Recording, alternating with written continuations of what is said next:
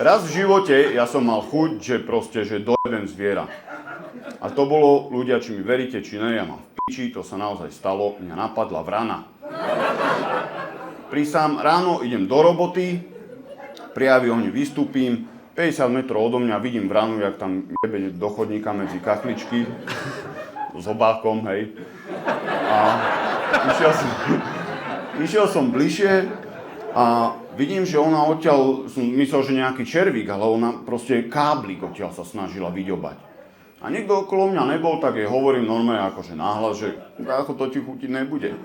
A idem ďalej a považujem konverzáciu s vranou za ukončenú.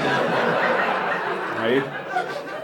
Prejdem 2 metre, kokoda zozadu na krku, že ja, že nejaký kolega jebnutý najebaný vyskočil z kríku alebo čo, otočím sa, tam tá vrana normálne nálet takto na mňa, ledva som sa stihol húnoť a preletela, zastavila, otočila sa, ja kúkam, mne sa zastavil čas a ja v zlomku sekundy si rozmýšľam, že mám sa tu pobiť s vranou. Ja fakt, lebo to nebude nič dobré. Ako zase pozrieť, nebal som sa, že by som ju nevedel jebať. Hoci kto z nás by vedel jebať vranu. Hoci kto v tejto miestnosti, ten najmenší, najnižší, najzbabelejší človek by vedel chytiť vranu, jebnúť ju 3-krát do zem a odchádzaš jak víťaz. Hej. Lenže našťastie som spojal múdrejší ústupy, lebo odletela. A to bolo to najlepšie, čo sa mohlo stať v tej situácii. Lebo prvá možnosť, že ide do mňa, hej?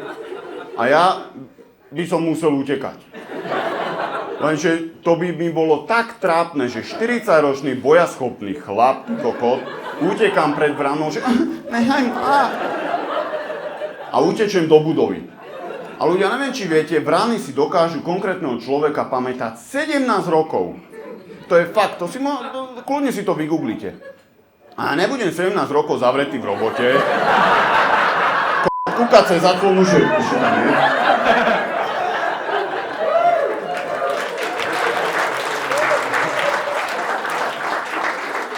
Kolegovia, ideš na obed? Vieš čo, nie, tam. A druhá možnosť, že by som ju rozjebal. Lenže ja keď idem už poriadne.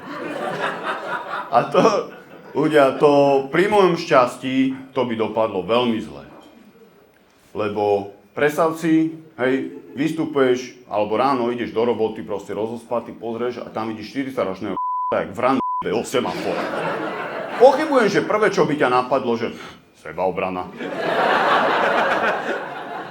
Hej, to určite ne. A 90% z vás, keby to videlo, tak si to nahrá. A ja presne viem, že to by pri mojom šťastí skončilo vo večerných správach a zostrihané tak na piču, že tam by ukázali tú vranu zafačovanú s nákrčníkom, jak ju nakladajú do tej sanitky malej. Potom prestrih, jak jej jebem hlavu o semafor. A potom prestrih na mňa, jak moderátorke sa snažím vysvetliť, že ale to ona si začala.